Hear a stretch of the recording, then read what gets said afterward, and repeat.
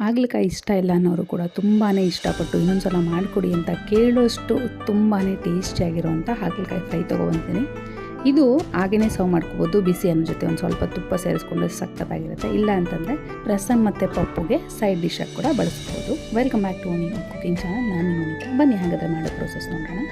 ನಾನಿಲ್ಲಿ ಒಂದು ಅರ್ಧ kg ಆಗೋಷ್ಟು ಚಿಕ್ಕದು ಹಾಗಲಕಾಯಿ ತೊಗೊಂಡಿದ್ದೀನಿ. ಈ ರೀತಿಯಾಗಿ ಮುಂದೆ ತಲೆನ ಒಂಚೂರು ಕಟ್ ಮಾಡಿಕೊಂಡು ಮೇಲೆ ಗುಳ್ಗುಳ್ಳೆ ಥರ ಇರುತ್ತಲ್ಲ ಅದನ್ನೆಲ್ಲ ಈ ರೀತಿಯಾಗಿ ಸಿಪ್ಪೆ ಎರ್ಕೊಂಡು ಈ ರೀತಿಯಾಗಿ 4 ಭಾಗ ಮಾಡ್ಕೋಬೇಕಾಗತ್ತೆ. ಕಂಪ್ಲೀಟಾಗಿ ತುಂಬ ಕೆಳಗಡೆವರೆಗೂ ಈ ರೀತಿ ಕಟ್ ಮಾಡ್ಕೊಳಕ್ಕೆ ಹೋಗ್ಬಿಡಿ, ಅರ್ಧೋಗ್ಬಿಡುತ್ತೆ, ಅಂದರೆ 2 ಇದಾಗ್ಬಿಡುತ್ತೆ, ಪೀಸ್ ಆಗಿಬಿಡುತ್ತೆ.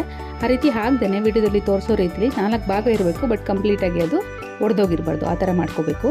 ಈ ರೀತಿ ಎಲ್ಲ ಮಾಡ್ಕೊಂಡಂಥ ಹಾಗಲಕಾಯಿಗೆ 1 ಟೇಬಲ್ ಸ್ಪೂನ್ ಆಗುವಷ್ಟು ಸಾಲ್ಟು ಮತ್ತು ಒಂದು 1/2 ಟೀ ಸ್ಪೂನ್ ಆಗೋಷ್ಟು ಅರಿಶಿನ ಪುಡಿ ಆ್ಯಡ್ ಮಾಡಿಕೊಂಡು ಚೆನ್ನಾಗಿದ್ದೆಲ್ಲ ಒಳಗಡೆ ಪೀಸಸ್ಗೂ ಕೂಡ ಚೆನ್ನಾಗಿ ಅಂಟ್ಕೊಳ್ಳೋ ರೀತಿಲಿ ಚೆನ್ನಾಗಿ ಇದನ್ನು ಅಪ್ಲೈ ಮಾಡ್ಕೋಬೇಕಾಗುತ್ತೆ. ಒಂದು ವೇಳೆ ಹಾಗಲಕಾಯಿ ಒಂದು ಸ್ವಲ್ಪ ಬಲ್ತಿತ್ತು ಅನ್ನೋದಾದರೆ ಬೀಜನ ತೆಕ್ಕೊಂಡು ಈ ಪ್ರೋಸೆಸ್ನ ಕಂಟಿನ್ಯೂ ಮಾಡ್ಕೋಬೋದು. ಒಂದು ಅರ್ಧ ಗಂಟೆಗಳ ಕಾಲ ಇದನ್ನು ಸೈಡಿಗೆ ಎತ್ತಿಟ್ಕೊಂಡು ಚೆನ್ನಾಗಿ ನೀರು ಊರ್ಕೊಂಡಿದೆ ನಂತರ ಇದನ್ನು ಚೆನ್ನಾಗಿ ಸ್ಕ್ವೀಸ್ ಮಾಡ್ಕೋಬೇಕಾಗುತ್ತೆ. ಈ ರೀತಿ ಸ್ಕ್ವೀಸ್ ಮಾಡ್ಕೊಳ್ಳೋದ್ರಿಂದ ಹಾಗಲಕಾಯಿಲಿರುವಂಥ ಕಹಿ ಆದಷ್ಟು ಕಡಿಮೆ ಆಗುತ್ತೆ. ನೋಡ್ತಾ ಇರ್ಬೋದು ನಾನು ಈ ರೀತಿ ಎಲ್ಲ ಎತ್ತಿಟ್ಕೊಂಡಿದ್ದೀನಿ, ಇಷ್ಟು ವಿಷ ಬಂದಿದೆ.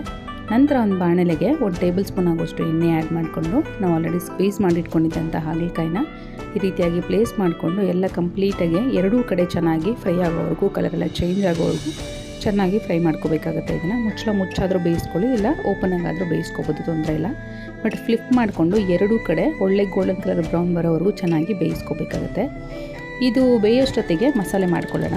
ಒಂದು ಬಾಣಲೆಗೆ 1 ಟೇಬಲ್ ಸ್ಪೂನ್ ಆಗೋಷ್ಟು ಕಡಲೆ ಬೀಜ ಆ್ಯಡ್ ಮಾಡಿಕೊಂಡು ಇದನ್ನು ಲೋ ಫ್ಲೇಮಲ್ಲಿ ಚೆನ್ನಾಗೆಲ್ಲ ಕಲರ್ ಚೇಂಜ್ ಆಗೋವರೆಗೂ ಫ್ರೈ ಮಾಡ್ಕೋಬೇಕಾಗುತ್ತೆ. ಈ ರೀತಿ ಎಲ್ಲ ಕಲರ್ ಚೇಂಜ್ ಆಗಿದೆ ಅನ್ನೋವಾಗ 1 ಟೀ ಸ್ಪೂನ್ ಆಗೋಷ್ಟು ಧನಿಯಾ ಬೀಜ ಮತ್ತು 1 ಟೇಬಲ್ ಸ್ಪೂನ್ ಆಗೋಷ್ಟು ಒಣಕಾಯಿ, 1 ಟೀ ಸ್ಪೂನ್ ಆಗೋಷ್ಟು ಜೀರಿಗೆ ಮತ್ತು 8 ರಿಂದ 10 ಒಣಮೆಣಸಿನ್ಕಾಯಿ, ಬ್ಯಾಡಿಗೆ ಮತ್ತು ಗುಂಟೂರು 2 ಸೇರಿಸಿ ಆ್ಯಡ್ ಮಾಡ್ಕೊಂಡಿದ್ದೀನಿ.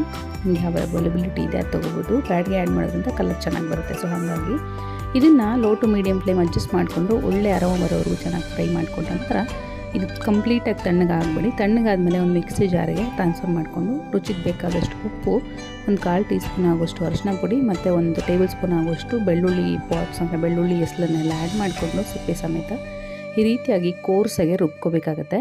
ನೋಡಿ ಹಾಗಲಕಾಯಿ ಚೆನ್ನಾಗಿ ಬೆಂದಿದೆ ಎರಡೂ ಕಡೆ. ಈ ಸ್ಟೇಜಲ್ಲಿ ನಾವು ಆಲ್ರೆಡಿ ರುಬ್ಬಿಟ್ಕೊಂಡಿದ್ದಂಥ ಕಡಲೆ ಬೀಜ ಪುಡಿನ ಆ್ಯಡ್ ಮಾಡಿಕೊಂಡು ಚೆನ್ನಾಗೆಲ್ಲ ಕಂಬೈನ್ ಮಾಡ್ಕೋಬೇಕಾಗತ್ತೆ.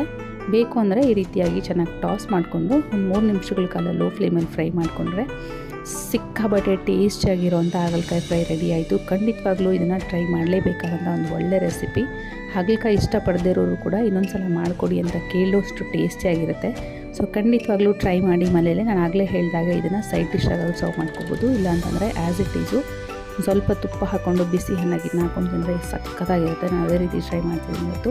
ಸೊ ಇನ್ನಷ್ಟು ಈಸಿ ರೆಸಿಪೀಸ್ಗೋಸ್ಕರ ನನ್ನ ಚಾನಲ್ ಸಬ್ಸ್ಕ್ರೈಬ್ ಮಾಡಿಕೊಂಡು ಪಕ್ಕದಂಥ ಬೆಲ್ ಐಕನ್ ಕೂಡ ಆ್ಯಕ್ಟಿವೇಟ್ ಮಾಡ್ಕೊಳ್ಳಿ. ಹಾಗೆ ವಿಡಿಯೋ ಯೂಸ್ಫುಲ್ ಆಗುತ್ತೆ ಅಂದರೆ ಫ್ರೆಂಡ್ಸ್ ಮತ್ತು ಫ್ಯಾಮಿಲೀಸ್ ಕೂಡ ಖಂಡಿತ ಶೇರ್ ಮಾಡ್ಕೊಳ್ಳಿ.